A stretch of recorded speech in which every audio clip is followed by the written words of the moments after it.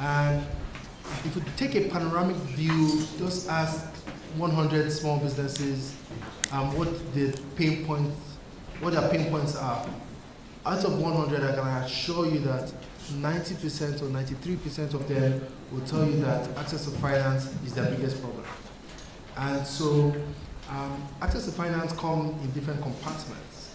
But what we want to do as an agency is, first of all, make this access to finance easier, because we understand that finance is very scarce and finance is very expensive in this part of the world. And so we want to make sure that we want to solve for that problem, solve for the scarcity of finance. Governor Biodun Oyebanji of Ekiti State has unveiled power plant for uninterrupted electricity, socio-economic growth. Correspondent Abidemi Sikiru was there and filed in the report. Commissioning the 3.6 megawatt Ekiti Independence Power Project in Ado-Ekiti, Governor Biodun Oyebanji posited that the project would help alleviate power challenges faced by residents and business offices, as well as boost economic activities in the state. It's deliberate on our part to ensure that we provide access to quality and stable electricity for our people, so businesses can thrive. Small business holders, big business players can also have access to stable electricity.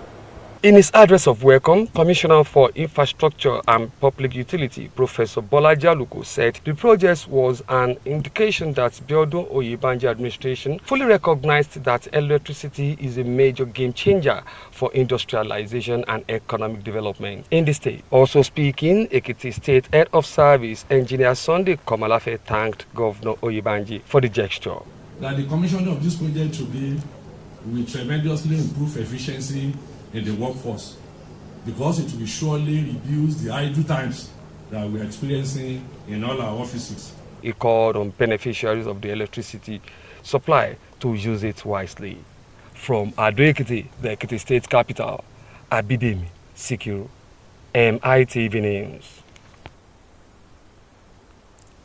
Young lawyers in Ekiti State have been called upon to be more productive and contribute their quota to the development of their country, Nigeria. This call was made by Barrister Obafemi Adewale San during the 7th colloquium put together by the Nigerian Bar Association Young Lawyers Forum at Ado-Ekiti branch. Correspondent Abidemi Sikiru completes the story. The theme of the Young Lawyers Forum of Obafemi Adewale San 7th annual colloquium, empowering young lawyers as leaders, exploiting essential skills, attributes, and ethical resilience for advancements in the profession. Speaking at the ceremony, Barrister Obafemi Adewale, Senior Advocate of Nigeria, spoke on the importance of other well-to-do lawyers to empowering young lawyers. After the death of Power Conley SAN, there was a leadership vacuum in the association, in the profession in Ekiti State. And I felt that we needed to fill that vacuum. It wasn't that Ekiti did not have very senior lawyers who had done very well in the profession, but none was resident in Ekiti State. So I decided that there was need for us to have a senior who could act as a role model. He said the motive of the colloquium is to bring the young lawyers together and impact knowledge in them. Because that was my vision, to develop these younger ones, to expose the talents that we have in Ekiti State, and to assure our lawyers that they can practice here and be whatever they want to be in the legal profession. Lead speaker at the ceremony, Barrister Kolapo Kolade San, entreated the young lawyers to be more focused on the profession. Like the adage I gave them there, don't put money first, money will come.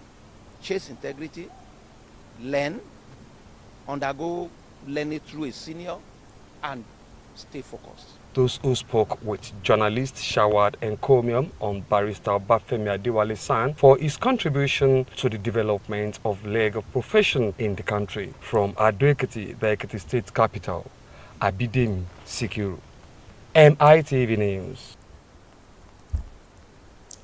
Up next on the Primetime News are stories from the foreign scene after this break.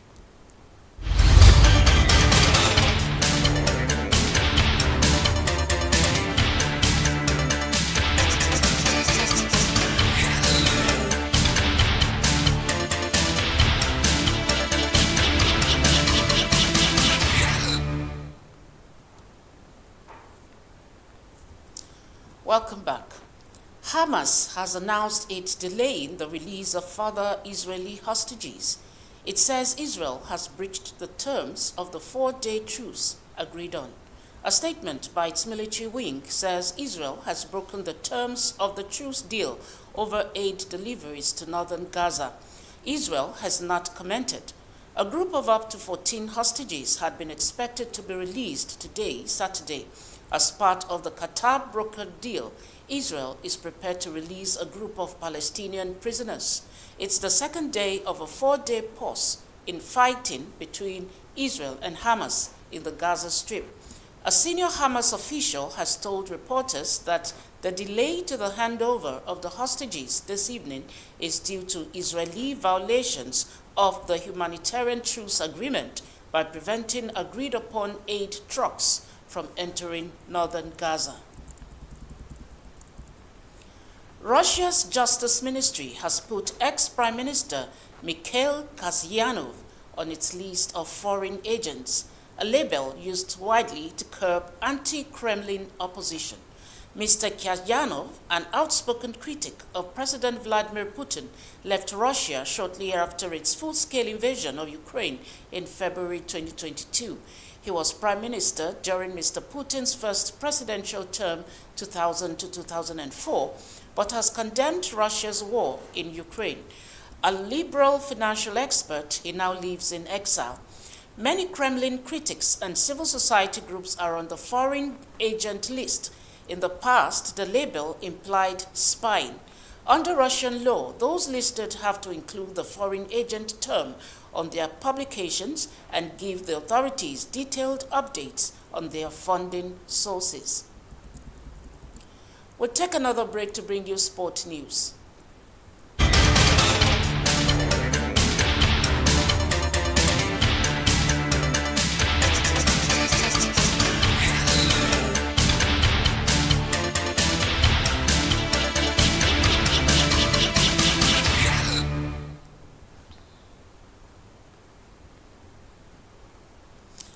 Welcome there. Substitute Kai Havertz's late header took Arsenal to the top of the Premier League with a dramatic late win at Brentford. In Mikel Arteta's 200 game